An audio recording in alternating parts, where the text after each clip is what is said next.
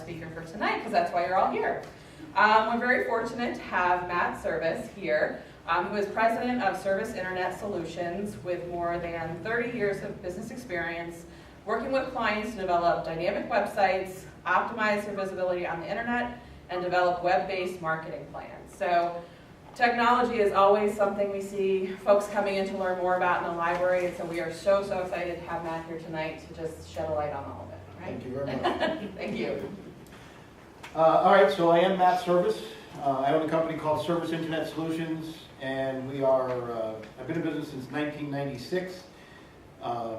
This August it'll be full-time. My son was born in July, and my wife quit her job to stay home, and we were like Cortez burning the ships. I was either going to make it or not, and it sort of forced me to make it. So fortunately, knock on wood, I'm still in business these years later. So what we're going to talk about is how to monetize your website. And a lot of that talks about, a lot of that goes to people who have a website that might not normally be a site that you would think about monetizing in some way. So I know this person in the front doesn't have a website, but how many people here have a site? Okay, and what kind of sites are they? Talk to me about.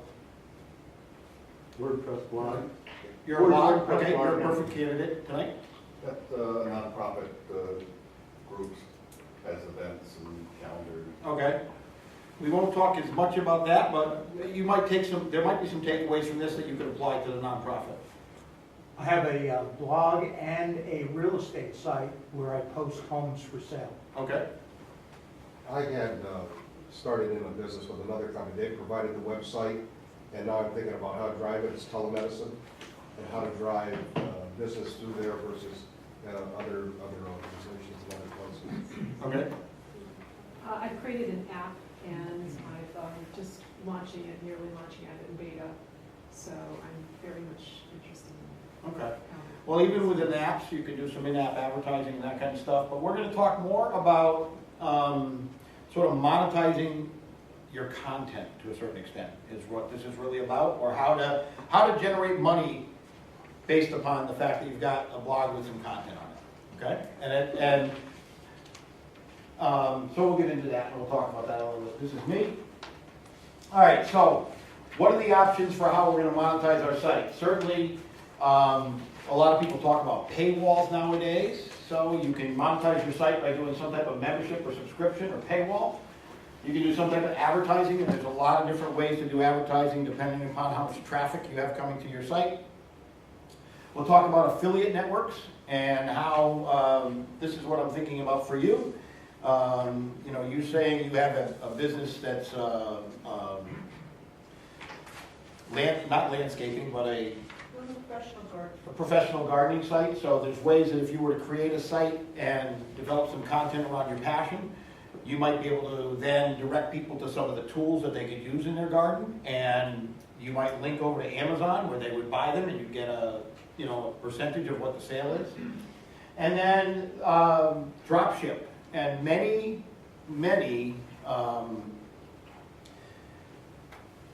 companies allow you to drop ship merchandise and never touch any of it, and you can set your own prices in that case too, so you can get a greater margin than if you're doing affiliate type marketing. Can you explain that a little more? I don't understand it. What is dropshipping? Drop shipping is you make a deal with a warehouse or a provider, could even be Target or Best Buy or any of these types of places, where you sell the product, you collect the money, they ship the product, and then you pay them for the product that they ship. And you can make your own pricing schedule with that. So that's a little bit different than affiliate, where you just get a commission on the sale. Matt, are you going to define what paywall is? Yep. Okay. And we're going to talk about a couple different ones. So there's a couple different ways. How many people here might be, so there's some people doing blogs, how many people are using WordPress? Okay. So S2 Member is a WordPress plugin that makes it real easy to sell your content through some type of membership or on a per piece basis. TinyPass is a paywall, which is a little bit different than S2 Member, and we'll talk about that a little bit. And these are just some examples of some of the other topics that we're going to talk about tonight, ways that you can make money with advertising or affiliate networks or dropship, and I'll give you a couple examples of those. Please feel free to stop me at any time, ask questions. It's much better if we're asking questions. Don't wait to the end. I want this to be as interactive as possible and be as informative, and like you always hear, there's no dumb question. So a paywall. It's a system that prevents internet users from accessing web page content without a paid subscription. They're both hard and soft paywalls. Hard paywalls allow minimal to no access to content without a subscription, while soft paywalls allow more flexibility in what they can see without subscribing. And so you might do the free to paid. You might give some content as a teaser, as part of a free membership, and then move on and entice them through the free content that you give them to where they want to buy a paid membership. And I have one example in here that I'll tell you a little bit more about what they're doing. It's a financial company, a financial advisor. And then there's some sample tools that you can use to implement. TinyPass is a really, really easy way to implement a paywall, and I'll show you a little bit about that. So S2 Member, there are two different versions that they have. Even the paid version is inexpensive. It's not a lot of money. Any of the things that we're talking about here are either no cost or very low cost. We're not talking about something that's going to cost you hundreds of dollars to implement. Some of them, it's only going to cost you money when you make money. So we're not talking about something that's very expensive to implement. You can, with S2 Member, you can protect individual posts or pages. You can support file downloads. So maybe if you want to charge someone to download a white paper that you've written, or some more content, more specialized content that's valuable to them. And that could be anywhere. You might only charge $1 per download. It's not like you're going to charge $50. You could, but it doesn't have to be that. You want to think about the fact that this young lady's got an app. She's got, even these people with some of the apps that they write, even at 99 cents an app, even though Apple takes a big chunk of that, they're still making money doing it. So they're doing it on the amount of volume that they get.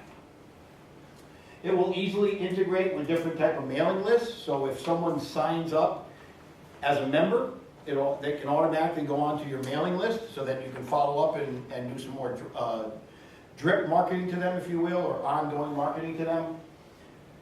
You can integrate with PayPal and other payment methods, so that you can accept credit card payments. PayPal's nice and easy. Is anybody here using PayPal now? Okay. So, yes. I just want to say I had S2, and it basically crashed my website. Okay. And if you go on and Google S2, you'll see there was lots of problems with it. You couldn't access back in with a login.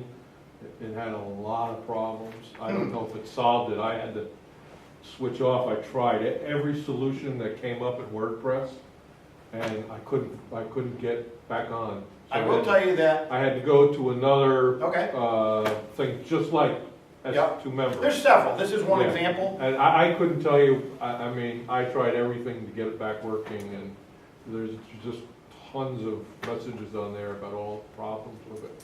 I didn't mean to. No, that's fine. I will tell you one of the things with WordPress in general, for using WordPress,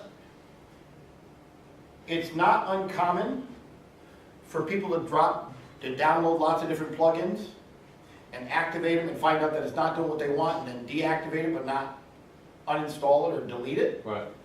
And so even though you may not be using a particular plugin, we have seen conflicts between plugins. So this is not really related to the presentation, but if you're using WordPress, any plugins that are not active, you should get rid of them, because it can also affect the speed of your site, and your site can become very slow if you've got a lot of plugins and you're not using half of them. So it's and you can find all kinds of different issues with WordPress. Yeah, in fact, that was one of the things they said, that it conflicted with, and I deleted the one. Yeah. You can find conflicts with a lot of plugins. It doesn't matter whether or not it's S2 or others. We do a lot of stuff with WordPress. We do some fairly sophisticated websites with WordPress, sites that you may not think are really a WordPress site. Just to give you an example, Every CBS-owned radio station in the country runs on WordPress. Pieces of the CNN website run on WordPress. So now it's essentially the same version of WordPress you might be using. It's in a distributed, it's got more horsepower behind it as far as the amount of servers that are feeding it, but it's basically the same type of software that you can download and use for free. One quick question. You say integrates with PayPal and others. What would you suggest are others than PayPal? You can utilize Authorize.net as a credit card processing piece. There's several that it'll integrate with. It all depends upon what you want to do. And maybe if you have an existing relationship, almost any merchant processor can utilize Authorize.net as the middle piece. You know, the Authorize.net basically becomes the equivalent of the terminal that's, you know, that you see in retail businesses. They're just a go-between. The reason why PayPal is so good to use is because there's virtually no, depending upon which level that you're at, there's virtually no upfront cost, and there's not necessarily recurring monthly costs where there are with some of the others. But the fees are ridiculous. Absolutely ridiculous. If somebody wants to pay me, I've had it happen. People want to pay me for fill in the blank, not on eBay. I'm charged 5, 7, 10% of whatever the payment cost is. So I wind up selling a fill in the blank for $300 and paying PayPal somewhere that's going to do $20. It's almost as bad as Western Union, and I'm in a commercial level. Yeah, if you, as long as you're doing a decent volume, you can utilize something like Authorize.net. What you're going to find is that they have a monthly recurring fee, and so your discount fees from the credit card companies are going to be whatever they are, and they vary widely depending upon what it is that you do, and if you're in a card not present transaction. So it's a higher risk with a card not present as opposed to a swipe. And so if you're online, it's card not present. And it's very interesting to note that different cards actually have different fees, and you get charged more money when somebody uses a reward fee, a card with rewards on it, than one that doesn't have rewards, because the credit card companies aren't paying for that stuff, the merchants are paying for it. But, you know, you can look around, talk to your bank. You know, I know most of the banks all around have some type of arrangement for merchant services, and you can look at what the fees are and then make a decision from there. But you've got to be comfortable with the fact that you might have a monthly recurring fee, where PayPal you don't. So depending upon the volume that you do, it might be cheaper still to use PayPal than if you have a $50 a month monthly recurring fee and you don't have the volume to cover it.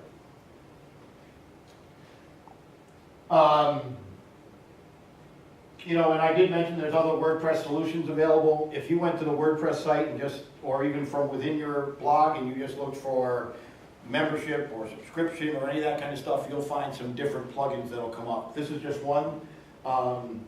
We've used it with a fair amount of success, but you know, there are issues that happen with it, just like virtually every WordPress plugin has potentials for issues.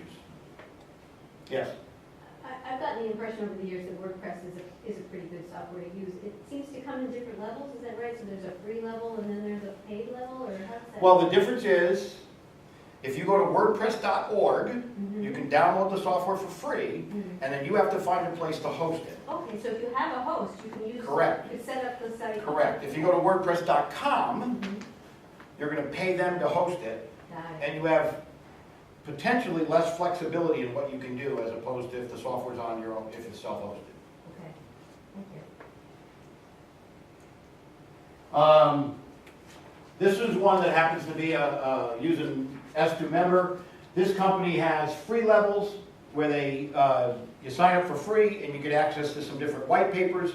You sign up for a premium membership and you get additional information that they give you, or which might include access to videos, access to other information. So this is just one example of a company that's utilizing it and being successful with it. What kind of company are they? What do they sell? These guys are, has anybody here ever heard of Tab, the alternative board? No? It's like a site for small businesses to have their own little board, interact with other business owners. and be able to learn from them and share information, and it's good for them to interact and share ideas. There's several different organizations like this. This one is going to cost you less money because it's more virtual. There's one I met with this morning that's called Small Business Connecticut, I think. I met with this guy this morning, and he's $250 a month, and you get a bunch of different services, but it's nowhere near what some of this costs. Do they have some free services, you said? Yeah, yep, Is the discussion group, the community, free or not? no. This happens to be a company out in the Pacific Northwest who is a financial advisor, and they give away, you can get access to their most current newsletter. If you sign up for free, you get their most current newsletter, but you don't get the archives. If you want to sign up as a paid member, you get access to all the archives and searchable, and you get more in-depth research from them. So this is a free versus paid that they do, and then people that are their clients get even another tier. So, you know, there's ways to do it that you can give away different information, and all they're doing is selling information. Our website uses S2 member with a buddy press. Yep. And on top of that, it turns into like a mini Facebook, which is our member database. Yep. What's your feeling about taking away something that's been free and starting to charge for it? For example, I have 5 years worth of archived newsletters, monthly newsletters. Well, I mean, that's sort of what he does. I know, but You know? he probably charged from the get-go, right? It used to be that only his clients got his newsletter. So he was looking for an alternative source of revenue. So when he did this, it was just, you know, so no, no one had access to it sort of before, not a broader audience. I mean, I think that you have to decide what the pain level is, right? Is it $9.95 a month, or is it $9.95 a year? Is it, you know, and you might have to play with that and test it and see what works. I mean, in some cases, you can do that even by offering someone, depending upon what you do to do it, you could have it as published on your website as $9.95, whatever, pick the time, it's a month, a year, or whatever. And then you could have coupons that someone that you, and everybody who signs up might sign up with the coupon who gets it for $5.95. If someone happens to stumble upon your site who's never been there before and doesn't know what you have, but they've heard that you've got this great stuff, they might pay the full bang retail. And you can play with different coupons for different values. I mean, a lot of people do that. Yes. S2 member, does that offer coupons or codes or anything? You can do different promotions with it, yep.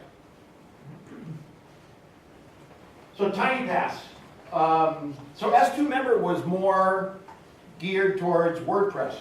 TinyPass will work with anything. It doesn't matter if you have a straight HTML site, if you're not using some type of content management system. In the example that I have here is that they have pieces that tie in with WordPress, and these other two, Joomla and Drupal, are other types of content management systems, like WordPress. But you can use it with all kinds of different stuff, including Squarespace and Weebly and Blogspot. Those are hosted services, so it's not on your own web server. It's one of those, like if you went to WordPress.com and you're subscribing to a service, those are subscription services. So, and you can work with almost anything. If you're got a regular HTML site, you might have to dig into the code of the HTML to insert the code that makes TinyPass work. You can give access by the hour, or weekly, or daily. You can give people access for a certain amount of metered time. You know, you talk about charging for your newest content, or charge for archives. It can happen automatically, and people would go to access a piece of content, and what would come up would be sort of this this panel comes up over the top of the site and says this content is restricted. You can work on the messages and say, you know, get immediate access for, you know, $3.95 or whatever the case might be.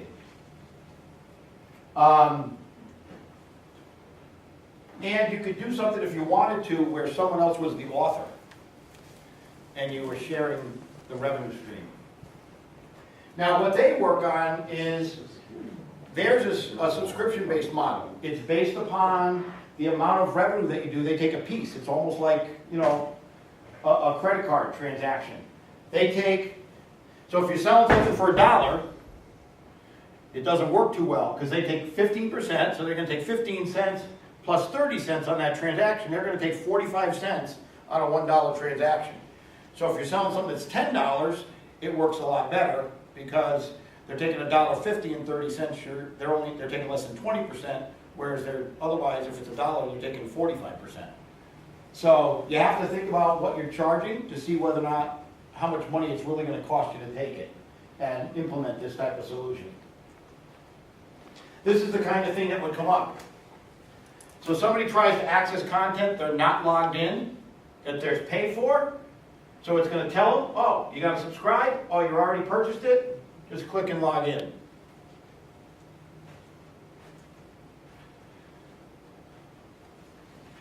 Advertising. Now,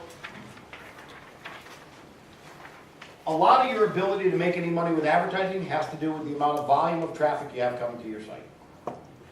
You know, if you have relatively low volume, then there's very few options as far as selling advertising. Google AdSense is probably one of your only options that makes sense. If you've got higher levels of traffic, then you can go to these advertising networks, like I've indicated here, and you can place your content out there, and you can actually set it up so that you might have one advertiser that's willing to pay you, I don't know, $1. But that person who's willing to pay $1 only wants to spend so much money. So if the amount of traffic exceeds the amount of views or that they want to pay for, it would waterfall to the next lower. Maybe the next lower advertiser only wants to pay 80 cents and they get a certain amount of traffic before they don't want to pay anymore. And some with these ad networks, sometimes it can be that the residual traffic, you might only be selling it for 10 cents, whereas the person who wants to do $1 only wants so much of your traffic. But that's typically for sites with higher traffic. When you say higher traffic, do you mean purely numbers or do you mean numbers and quality? By quality, I mean that the traffic is perfectly geared to the product or the service. That's going to depend upon the advertiser that you're going to. If you have a real niche audience and that's highly engaged and you can show that there's time on site and page views, you know, I've seen people, and there's a slide of an example of someone who has a ton of traffic. But a lot of that, but they're advertising to get the traffic, to go to their site, to sell the advertising. Right. And they're working on an arbitrage, sort of, you know? If I can buy the traffic for a nickel, but I can get a dime out of it, I can make the nickel. They're like stockbroking, they're like arbitraging, right? That doesn't work with AdWords and AdSense. Right, Because right. Google's too smart. Right, right. But if you have some high quality traffic that's highly niched to your audience, then you might be able to go direct to some advertisers who would pay you directly and you cut out the ad network who's taking their piece of it. So, you know, big advertisers utilize AdSense. This is Tire Rack. You know, they got a warehouse in Windsor. They're advertising using Google AdWords. You'll find them on all kinds of different sites. This site actually gets a ton of traffic. But they're using AdWords for to fulfill some of their inventory. This is a site that's doing arbitrage. This is the one I was talking about that's arbitraging. They're buying traffic and then they're selling advertising.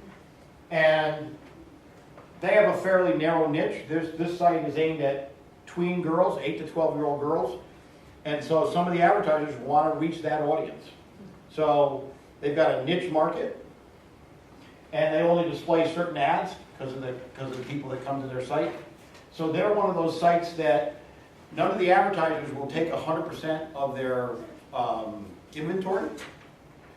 So they get some amount of money, they get a higher rate from a certain amount of people, and then that rate drops off.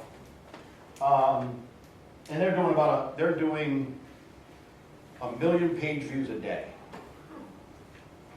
Is that one of the examples of a company that went straight to the advertiser or still going through? No, they're still going through the ad networks because they want the waterfall effect. They want that, okay. Because none of the advertisers are going to take 100% of their inventory. Even with their high volume, Yep. right? Because the other thing is that they've got this niche audience. So they've got to find the advertisers that want to reach that niche audience, that want to spend that amount of money per day to advertise. And they're selling it, so ads like this, right? You know, there's different ways to sell advertising. Sometimes it's based upon views, impressions, how many times is the ad seen.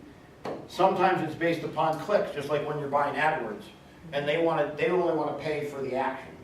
So you have different advertisers that do it different ways. Some of the networks, you can decide how you want to do it. This company here is actually doing it on impressions, how many eyeballs it sees. I mean, they create ads for other companies, I mean, this all looks like the same graphics, you're pointing to those images in the center dress-up games. The one on this one here that I point out? Yeah, No, the advertiser's making that up. to look like their stuff. That ad will appear, that style ad might appear on other sites that are similar with a target audience. You gotta remember, they're gonna create the ad that's consistent with their target audience. So there's a lot of these, there are, you know, it could be that those ads that same ad, besides running on this website, might run on like Cartoon Network, might run on Nickelodeon, other sites that have similar types of demographic. I don't know who the DHA, I don't know who makes it, I run a health food store, but I know the font, I know the I know the type. That ad is typical for all of the posters, all of the, Natural Dynamics, I think that's the name of it. That's probably made by their corporate office Right. and sent out. That Or is- their agency is doing it for Or them. their agency. I mean, DHA made it, not, Right. Correct, Who made correct. it. Yeah, this company, Miss O, is not making their creative. Right. They've got an agency that's doing their creative, or they're doing it in corporate. do they ever, I mean, are there companies that make their own creative? For example, let me give you a live example. I'm planning a website to support my college consulting business. And there's advertising potential with test prep companies and companies like Amazon that sell college-related books, that sort of thing. Would I be better off creating something that they could use? Or that example maybe because like college prep companies have their own creative. Yeah, I mean, we're going to talk about, like with Amazon, we'll talk about how you could do the affiliate thing and make some money with Amazon. But typically, they're not creating their own, they're not creating the ad for the advertiser. No, I was just looking at the banner on the top, I thought that was part of the. It looks the company. same, it Yeah, has it's the the same same style. I graphics, picked it's up got the same same. thing. Yeah, the It's- DHA one is not. But the dress-up games is. Oh, that's the website. This is not an advertisement. It's funny, it has that spillover effect though. That's not, see, they actually, on this site, they put advertisement under what are Oh, ads. there you go. So one is an ad, one isn't, okay. Correct. Tricky, yeah. Very. All right, so affiliate networks make money by providing links within your site to products that are sold at other sites, and you can decide specifically. Now, I'm sorry, you said what's your site? So WordPress blog. No, but what are you writing about? Dog training. Okay. I thought it was something else. But anyway, that's okay. Commission Junction is a place where you can go and sign up for a whole bunch of different affiliate networks. And it could be anything. I mean, I know a guy who used to have a site that targeted around insurance. And I think it was Allstate, that for every person that clicked through and filled out a form on the Allstate site, he got $20. Now, how many did he get? He might have been one a day. But there's some that pay a very high rate, and it can be anything. You may not be selling a product, you may be selling a lead. But depending upon what you're, go ahead. But you said you sign up at Commission Junction, they basically fan out across the universe for potentials for your site, and then those are ads at your site, correct? Correct. Click. Correct.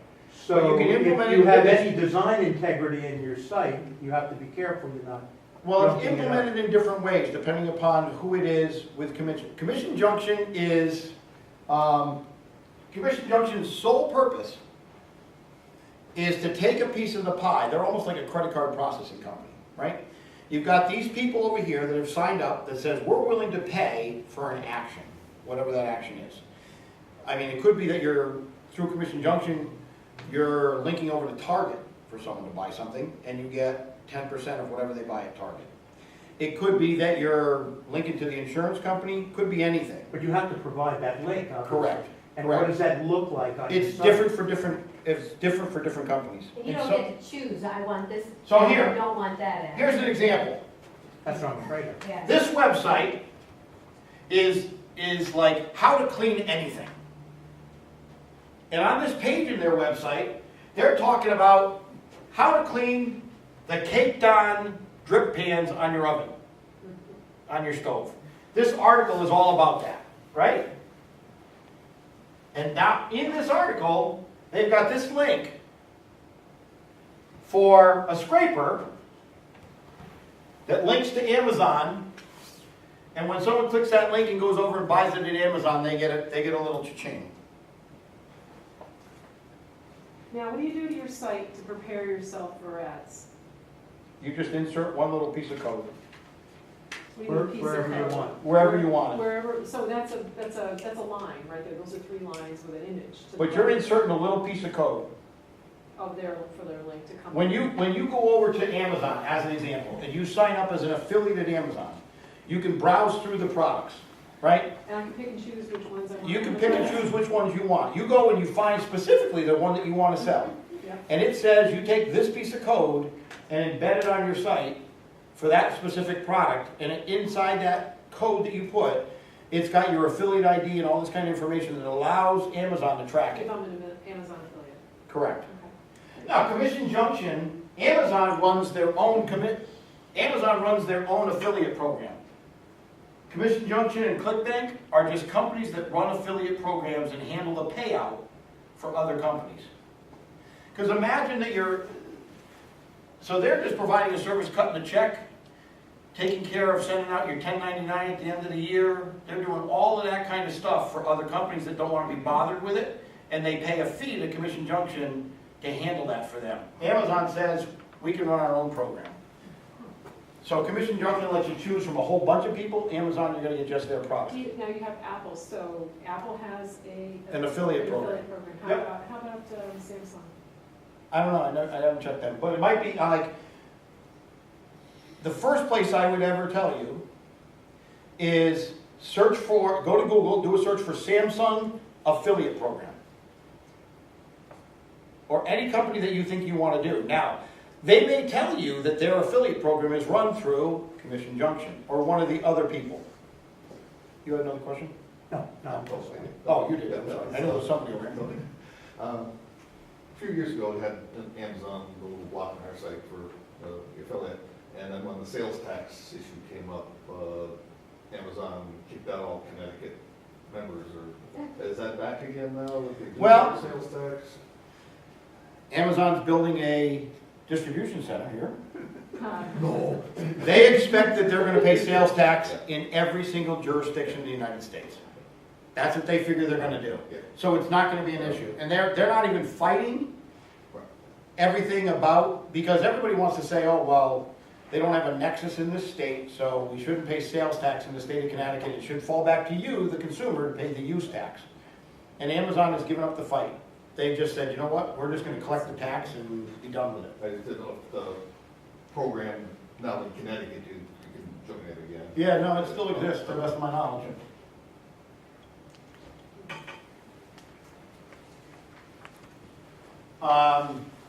All right, dropship or selling actual physical products. So there are people that will dropship almost anything. I don't care whether or not you're selling automotive hand tools, whether or not you're selling jewelry, whether or not you're selling electronics. There's a company in California, I think it is, DBL Products, DBL Distributors. They have a catalog about this thick of name brand electronic devices. Everything from a case for iPhones to a 42-inch Samsung TV. And you can drop ship any of this stuff. You have to go through as a process with them and sign up, but then you send them their order and they fulfill it and you get your piece. And you can charge whatever you want. It's different than affiliates. When you're an affiliate with Amazon, you have no control over the retail price and or what you make on it. I mean, you're gonna make a certain percentage, it's gonna be a flat percentage that you're gonna make. But if you're using a dropship company, if you feel that you're selling a niche product, that they can't compare it to, like, you know, you wanna buy a 42-inch Samsung TV, somebody's gonna shop it around all over the place, they're gonna go to Best Buy and PC Richards and whoever, and it's gonna be hard to name your own price. But there are companies that sell jewelry and dropship jewelry that you're not gonna find just anywhere, and it's very hard to compare it. So it might cost you $1 for a pure pair of earrings, and maybe you sell them for $5. You just gotta figure out what your niche is, and what's consistent with your website, and your audience to your website. I mean, the whole thing is when we go back here, they've picked the products of the person that lands on this page and reads this page that they're gonna wanna buy, or are more likely to buy. They're not gonna advertise earrings on this page because they're not gonna get anybody to click through. So I don't care whether or not you're drop shipping or an affiliate network, you've got to align whatever you're gonna sell with who your audience is. So you're writing a blog about dog training, you could drop ship, you know, whatever. You could drop ship self-installed invisible fences. You could drop ship, even if it's not, I mean, my brother-in-law doesn't have an invisible fence, but he's got a dog training collar. And you tone the dog and he knows and he learns after a while, and you could sell those through either an affiliate or from a drop ship. So the difference between an affiliate and a dropship, on the affiliate, they click on that link, but then they go to another site and actually purchase through the other site. You don't If you're conduct doing any commerce, you don't dropship- collect any money. If you drop ship, you're collecting the money. So you have to worry about how you're gonna, I mean, are you gonna accept PayPal or the credit cards or Correct. merchant services or all that? If you're an affiliate, you basically get a sales commission, and at the end of the period, your affiliate will cut you a check. Correct. essentially. And typically with an affiliate, you have to earn a certain amount of commission before they'll cut you a check. They're not gonna cut a check for $2. They want you to earn 25 bucks before they're gonna write you a check, because it's too expensive to cut a check for $1. Well, and you know, half of them aren't gonna cut you a check anyway. They're gonna EFT the money to your account. Yeah. Well, that's even better than through PayPal, because if you're paying all these high fees to do a drop ship in PayPal. Yeah, I mean, the difference is when you drop ship, you're an e-commerce site. Right. You're just not inventorying the goods. You're not going out to your warehouse and pulling them.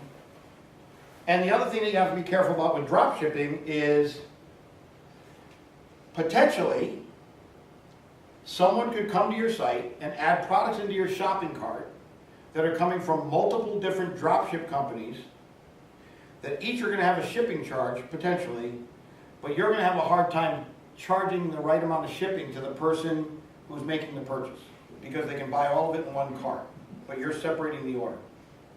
Does that make sense? Everybody get what I'm saying? But Amazon does that. I mean, they have different, People selling used. Yeah, but they don't care. I mean, the amount of volume that they get for what they ship, and the fact that now they're doing distribution centers that are closer to you, so it lowers their shipping fees and they're not shipping everything, you know. I mean, years ago, companies that were in the mail order business would make sure, and if they wanted to do it the right way, their fulfillment center would be in the middle of the country. And then I could ship at a lower rate to everybody, as opposed to somebody in California orders and I'm in Connecticut, I have to charge them more shipping. And some people, some organizations years ago, they would strategically locate it. So if you know, years ago we talked about what UPS zone are you in. And if you could ship everything out of, if everything was a zone 2 shipping rate, everybody was gonna get it either the next day or the second day. You ship everything ground, and you know what it was. And so they would just say, oh, you're in Ohio, we're shipping it from our Indiana location. You're in New York, we're shipping it from Connecticut. I worked for JCPenney some years ago, and that, at the time when they were building distribution centers around the country, that's exactly what they Yeah, that was their strategy. And that way it makes their shipping costs better and lower. Because it doesn't matter where you are in the country, they can ship it at a better rate. That's half the reason, well, Amazon's doing it for a lot of reasons, because they're going into the grocery business. And, you know, My and Walmart's. you saw the thing on 60 Minutes, they want to deliver it with drones. They want to do same day delivery. So you'll never have to leave your house. It's just like if you ran down to Target or Walmart or the local hardware store. You sit at home, you order it, and an hour later it's at your doorstep. There's an app for you. I know a little bit about this because years ago I played with it, drop shipping products. Back in 1997, I had the domain name automotivehandtools.com and mechanicstools.com. And I came out of the automotive business before I started this company. I used to run auto parts stores. And so I said, I'm just gonna drop ship stuff. I don't wanna touch it. I don't wanna inventory it. But if I can sell, I did some different stuff. I was gonna sell niche tools. So if you had a German car, I was gonna sell all the niche tools under one domain for all German cars, and you could buy some of the factory tools that you can't really get at your local place. I was too busy doing what I was doing to focus on that. I sort of now, I look back and I say, geez, I wish I had done it, because it's a whole other world 15 years later. And I did end up selling all the domain names for $10,000 to a company in Chicago that's in the automotive hand tool business, retailer. But you can make money drop shipping, especially if you find a supplier that could ship everything that you might want. So you're dealing with one supplier and not multiples. The time when you get messed up is if you've got 3 different dropship places and someone happens to put products from all 3 of those dropshippers in the same cart. And then what do you charge for freight? Some of the dropshippers have free freight. Some of the dropshippers have a fixed price on freight. You gotta look around, you gotta really figure out what your niche is and hone in on it. But you can make money dropshipping. This site, they charge a one-time fee. It's a couple $100 forever to get access to their stuff. And you can go in and you can search for whatever you want to search on. And they have this, you can't see it because I clicked on the little question mark so you can see what it says. There's a bar that goes across here and looks at, they do an analysis of how likely they think you are that you're going to be able to sell this product. What's the competition? Are people doing is there a high demand for the products? Is there a lot of competition? Can you do, to drive traffic, could you buy Google AdWords to drive traffic for what you want to advertise for and still make money doing it? So they give you some tools like that to help you do that. Some of them will, just one second, while I'm thinking of this, because I'm getting old, it's gonna fall out, as my niece says, oh, it fell out. And that's what happens when you get older like me, have gray hair.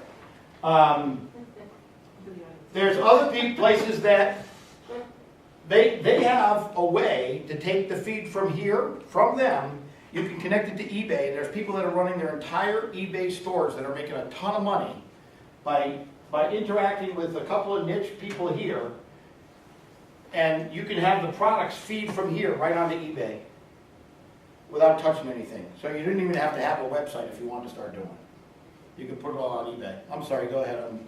I was just wondering, what is the reliability for, so if you have a website and you're selling things that are going to be drop shipped, and you're kind of promising certain times to be delivered, what is the reliability for different drop shippers for following through? One of the benefits of this company, and there's others like this, I mean, there's this DOBA that's sort of a clearinghouse. The people that are on this site, typically they pay to be there.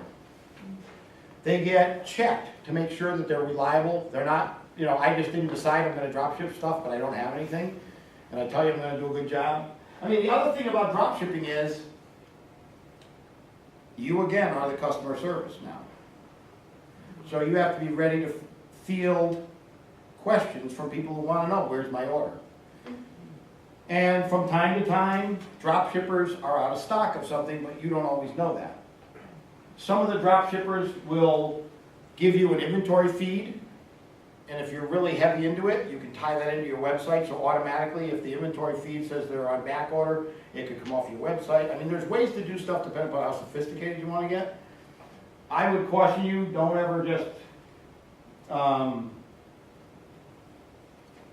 know somebody who tried to make a deal with a local toy store, not locally here, so we're not talking about anybody I'm not gonna disparage anybody that's local. But it was a local toy store, and they said to the toy store, listen, make a deal with me. You're not selling stuff online. I've got this website where there's some traffic. I wanna sell some of the products that you have. Tell me what you charge me and drop ship them, and I'll mark them up what I feel I have to. Well, they were selling stuff, and the guy was out of the stuff, and so, it becomes a real problem. So, I'm not telling you. The other thing is light bulk wholesalers. So what that mean is,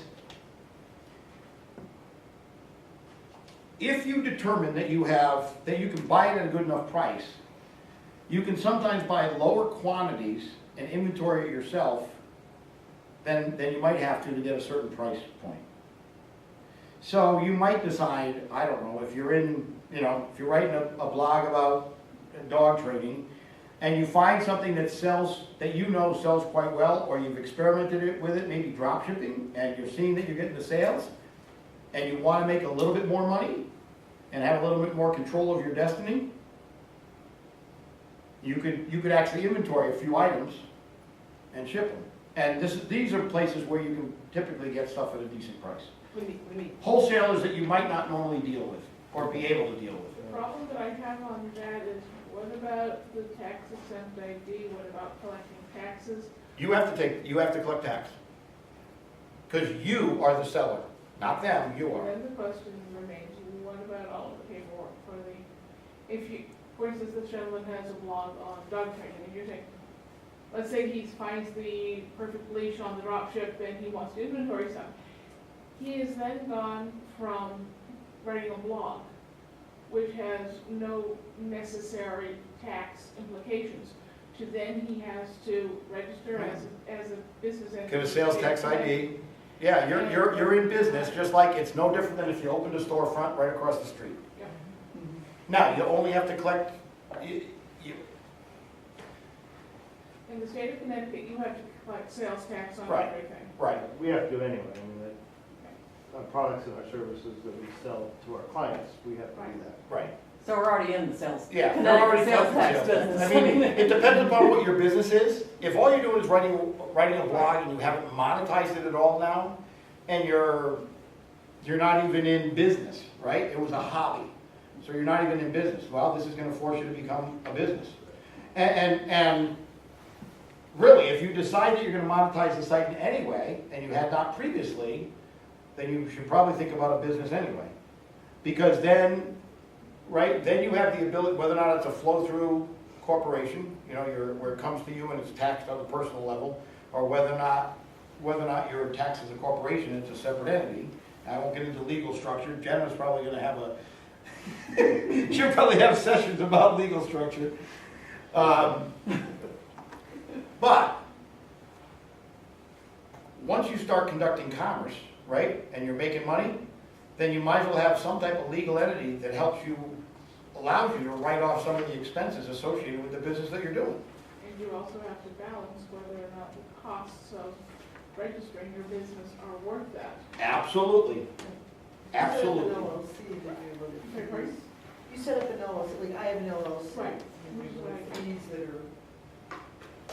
Well, Connecticut went to once every other year for $250 now, not $250 every year for the privilege of having a business registered in the state of Connecticut, even if you don't make any money and don't Then get you up have income. to pay certain little remaining fees every year. And then on top of that, they occasionally hit you with, oh, by the way, we're running out of money in this fund or that fund, so we're gonna hit you with another fee on top of that. Absolutely. It's the difference of whether or not you want to become a business. And if you're entertaining monetizing your site, then you have to say, will I make enough money to make it worthwhile? I did find out from the state of Connecticut, I called them up on this, and I said, so I'm selling this app, and I'm setting up a subscription model to sell, so I'm selling it. And they said, well, if I sell to anyone in the state of Connecticut, I have to charge 1%.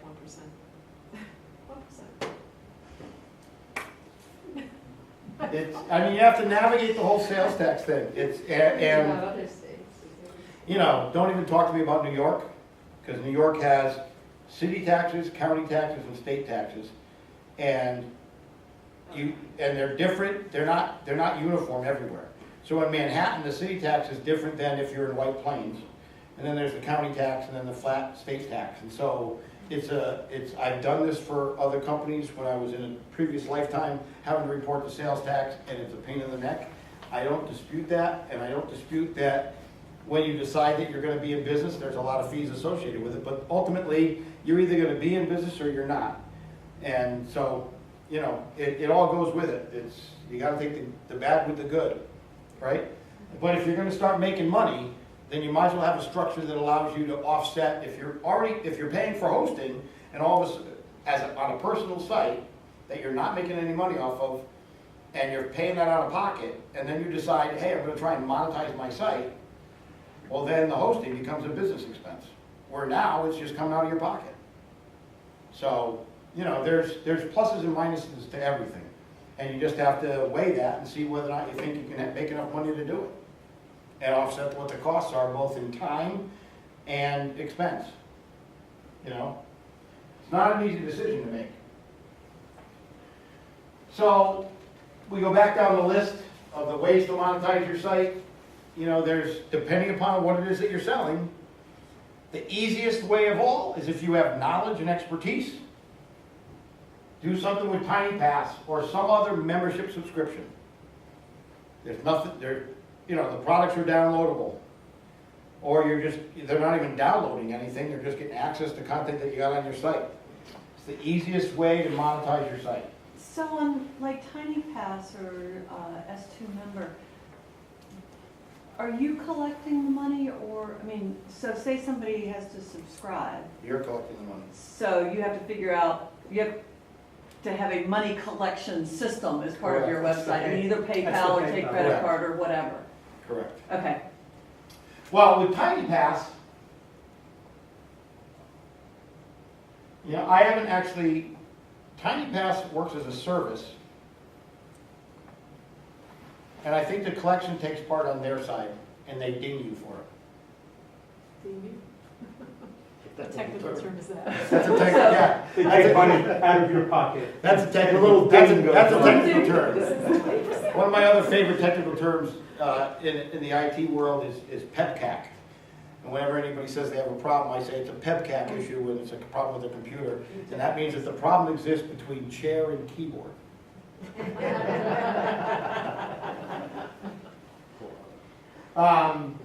You know, the other, I mean, if you want a really simple way, and you've got a subject matter on your site that can bring traffic, I guess the easiest way to do it is either with advertising, where they're just going to send you a check for what the revenue that you've generated.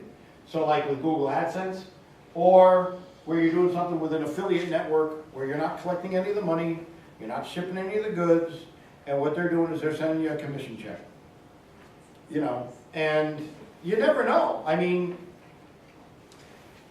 you talk about college prep, right? So it amazes me. So I don't know how many people here, I don't want to talk down to you, I don't want to talk over your head, but so you go to Google and you do a search, right? You type in your search and up comes the Google page, and you got the stuff that's highlighted at the top of the page, and you got the boxes down the right. And everybody knows that the stuff on the right-hand side at the very top is paid advertising, right? And you pay per click. And the stuff in the middle is the organic, shows up based upon how good your content is, based on Google's algorithm and the content of your site. It's interesting to me because I've played with Google AdWords a little bit. I don't personally use it very much. We dabble in it a little bit, but we don't do it. We don't manage Google AdWords for any of our clients. It's not what we do.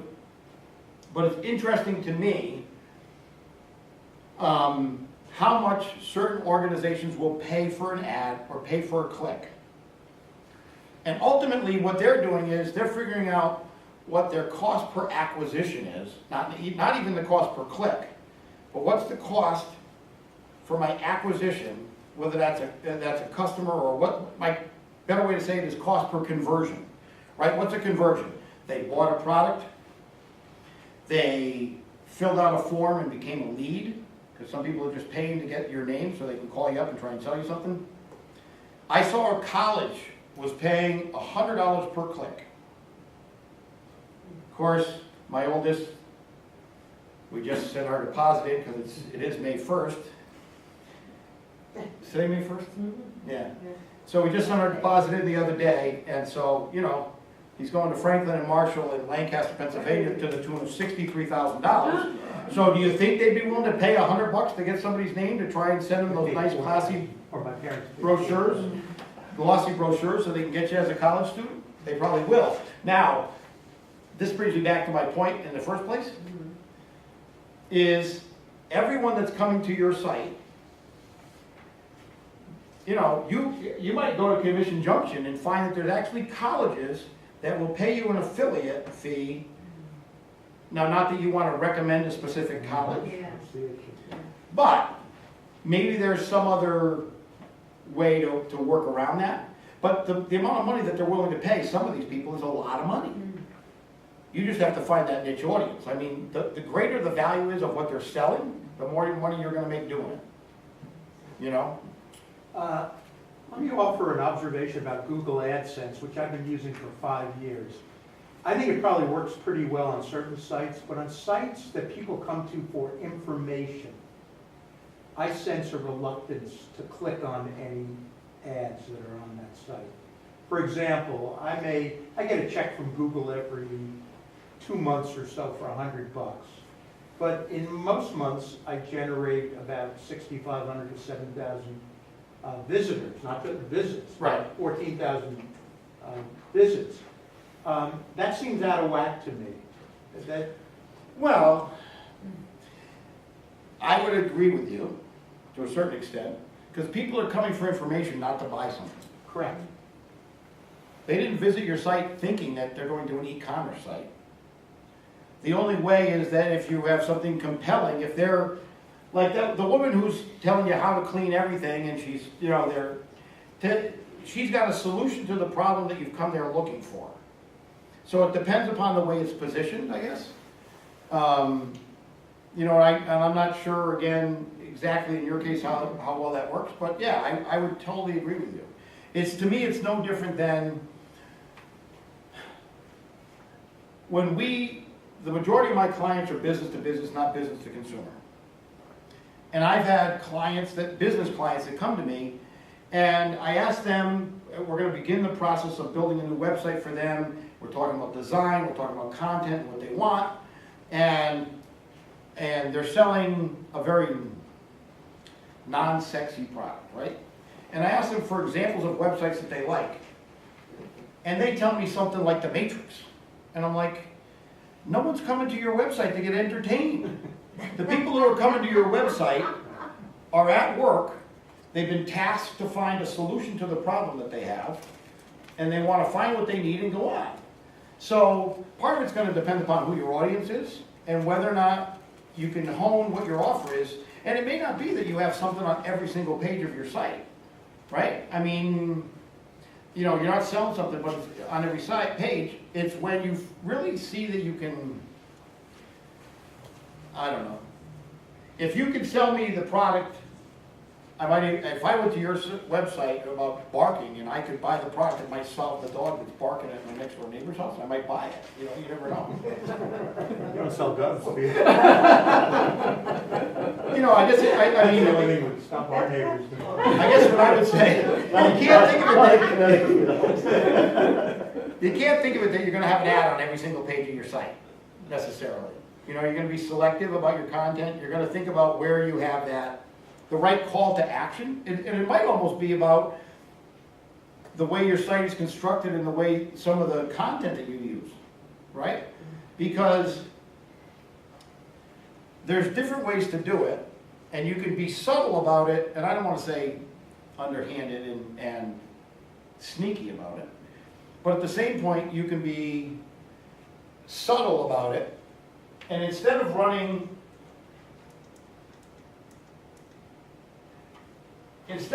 even this, if I wanted to, let me just look here. I mean, if I wanted to advertise these polycarbonate scrapers, right? Theoretically, I could say, You just need some elbow grease and the right tool, right? And the right tool could be a hyperlink over here. And I'm not running what looks like an ad. And I could have the right tool, it could open up a new window that shows me, here's what the right tool is for the job that you need to do. And then they might say, oh, geez, that's perfect, I think I want to buy that. I think you could do it in a more subtle way. You could also do it with, giving them options. Instead of just one option, you could give them 2 or 3. And do it as a quasi-recommendation where it doesn't look like an advertisement. It's the subtle sale, not the in-your-face sale, I guess. And you might be more likely to increase the revenue. Well, the other way around it is. I mean, with Google AdSense, it's hard to do that. Right, because they're picking. Well, affiliate network would be perfect for that. That's what I'm thinking. For example, I never or rarely see a national real estate company pop up with an ad at my site, and yet I'm working with real estate companies around the country. So that would be a natural. What's your site? Golf community reviews, I help baby boomers find golf communities to live in the South. Anybody interested? No, wait a minute. No, wait a minute. No. Golf community review, right? Yeah, reviews. Reviews. So, yeah, as an affiliate, you could be selling Golf clubs. golf clubs, ball retrievers, because they all go in the pond down there, right? Yeah. I know. You know what I mean? I have been reluctant to, if you'll pardon the expression, junk up the site with that because it's been heavy content based, but I'm interested in making some money. Here's the way to do it. Wait a minute now. You're wondering whether or not you can close the gate, right? On all these old newsletters that you wrote from years ago, right?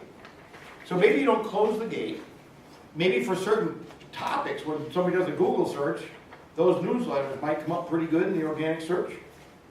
So maybe you go back and see where in those newsletters you can populate in some affiliate links to sell some products that you might not have otherwise sold. Right. It's a little bit of work, No. but it might be easier than all of a sudden putting a gate around what you're giving away for free and having people resist it, and then your traffic goes down, then your AdSense revenue goes down, and all of a sudden you're saying, geez, I don't know what I did, but I'm not making any money anymore.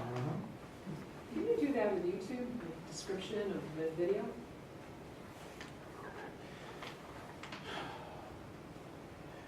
You can have videos on YouTube Or videos, that are videos private. on your site, and then have description links.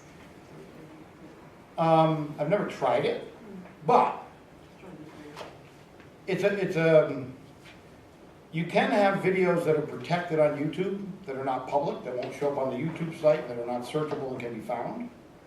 I've never tried it. And there may be other services that would be more, if I want to have a video that's protected, that I want to charge for, Usually you get links that come back to you, though, if it's public.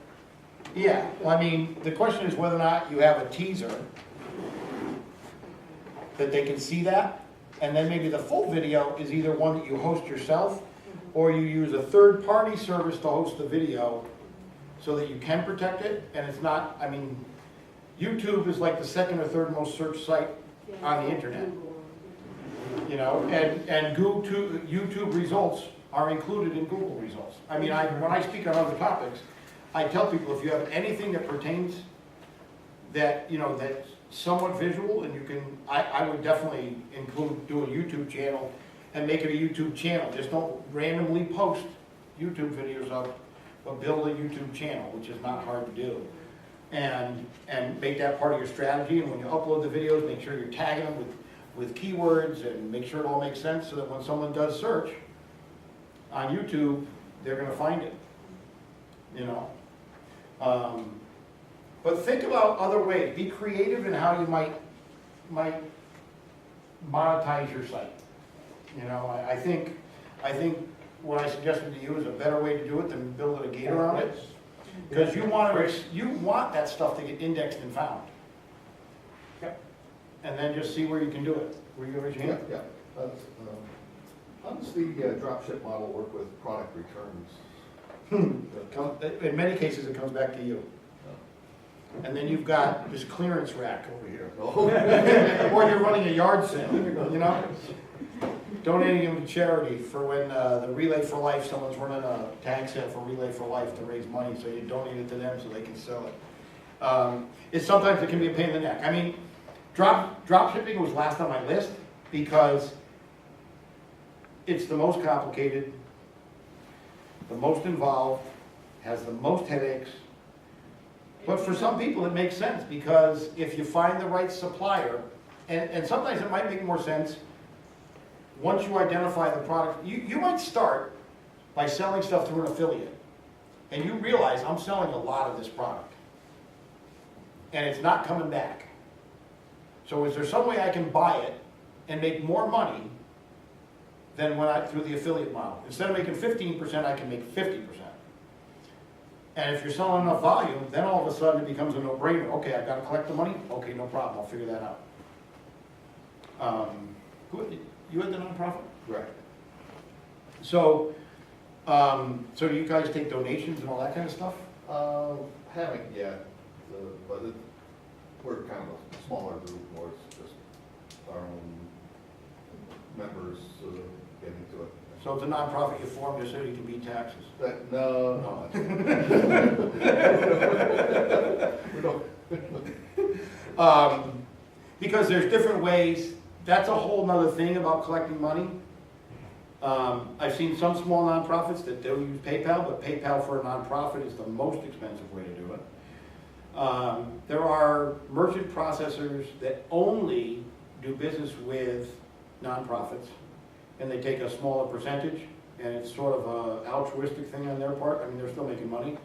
But there's one like Network for Good, charges a lower rate, has lower fees and all that kind of stuff, that are easier to take credit cards with, depending upon what your volume is. Any other, yes?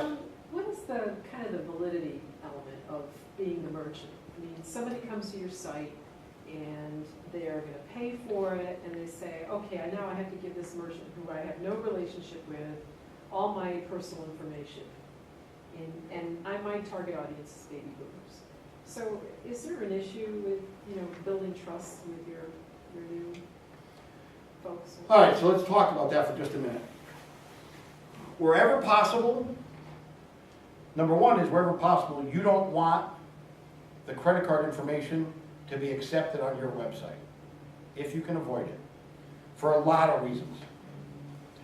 One is Pci Compliance.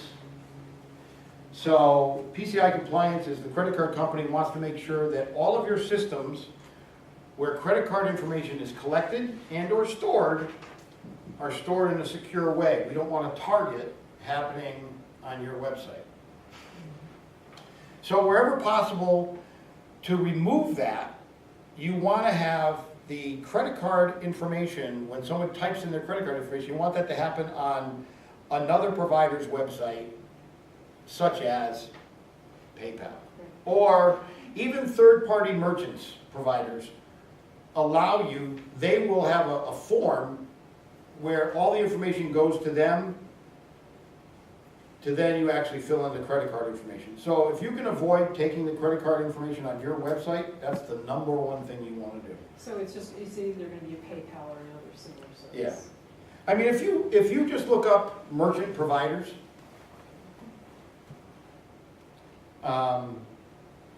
look at authorized.net, look at, there's so many of them that you can look at. Simsbury Bank, they're actually cheaper. The merchant warehouse through Simsbury Bank, the guy's name is Russ Danis. I use him at my store, and he is the least expensive of the ones that I have found. And for the Pci Compliance, they have partnered with someone that they will send you out the questionnaire once a year by email that you have to fill out, and then once every 3 months, they launch a virtual cyber attack, and you have to verify the SED. Your site is perfectly fine. So you're not, are you the merchant, I mean, are you collecting I collect. the? Yeah, she has to make sure that her business is secure. Yes, I have to, every 3 months, the security firm that they have hired will launch a virtual cyber attack against my machine. Oh my God. And they will come back and say pass fail. And in 4 years, I have never failed.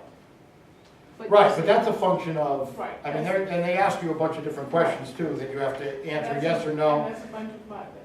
That's essentially how I've set up the system and how I. So is it Right. saving you money? Going It's saving- direct to Simsbury Bank as opposed It's to going to saving me quite a PayPal? bit of money, because what you get is that you don't have to call New Delhi if you have a problem at 7:30 PM. You can actually understand the people. If you can understand the people from Boston, you get Boston at 8 o'clock at night. Thank you for calling, my name is Fred. They have complete connections of a Ravenswood. What do you sell on your site? I sell vitamin supplements, just about anything in my store. And the crazy thing is, I have yet to set up e-commerce because I'm so stinking busy on the phone, getting phone calls from, my mother is friends with your sister on Facebook, and my mother told me that you have this and you send this to Alaska, California, Washington State, Texas. So you're doing all your time as customer service? And you're not even e-commerce, I've got a full bore 2,000 square foot brick and mortar about 5 miles north of here. And I'm building that store, restoring 2 acres and answering the phone at the same time. Are you happy? With enough coffee. Oh, good. And typically, like somebody like Simsbury Bank, if you were gonna do online, they would have someone they've partnered with to provide that piece in between. Well, and that is what Russ Danis does. Russ Yeah. will actually, when I want to go online, he has, the way he sets it up, he makes sure that both of your, if you have a brick and mortar store, he sets it up completely separately so that you can actually track the analytics, that you can track where all your money's coming from when you go online. And he will walk you through step by step on setting it up. And if he doesn't, then he has an entire. What do they get paid? Pardon? What do you pay them? It depends on the credit card, and the typical fees are, I'm trying to remember, blank. It's maybe $15, $12 to $15 a month. See, though, when you're selling something for 99 cents or whatever it is, Yeah, that's sort of like this micropayment. You gotta make sure the fees aren't gonna kill you. right. Because, Well, no, I'm selling it through me as a subscription service, so I'm not paying Google Play Store or, Apple 40 Right. or 50% for an app. right, but what's the subscription cost? Well, it depends. It starts at 99 cents to $4.99 right now. So you have to think about what it's gonna cost you to sell something for 99 cents. That's all I'm trying to tell you. Oh, I know, I'm trying to monetize this. I'm trying to make money doing this. Right, no, but it goes back to that thing I was talking about with Tiny Pass, where they get 15% plus 30 cents per transaction. Right. So that's why when you Could go be into more than various, half your 99 cents. that's why when you go into various businesses, establishments, they don't want a credit card for under $15 Right, because the fees are gonna kill them. right. Well, legally, they have to accept it, even if you. Right, buy you 25 can't cents. say no now. You can't say no. No. They can't deny The you fee. legally. And by the way, that's why most apps fail.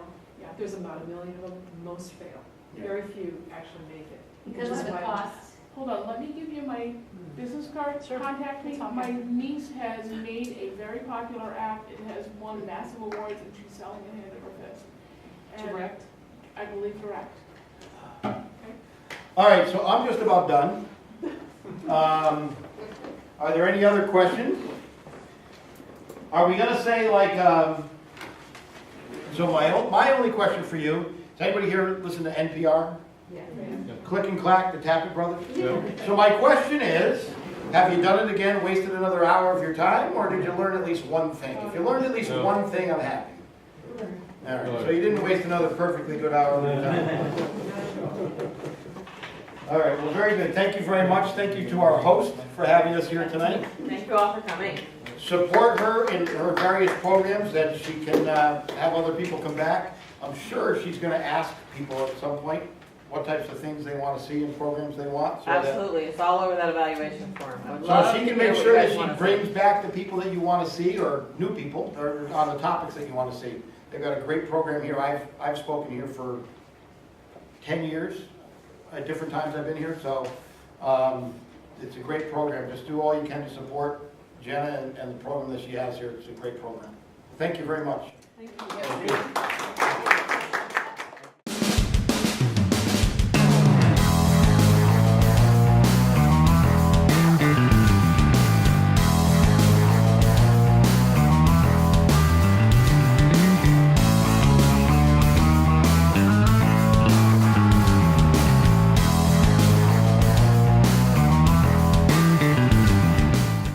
Funding for Simsbury Community Television is provided in part by contributions from viewers like you. Thank you.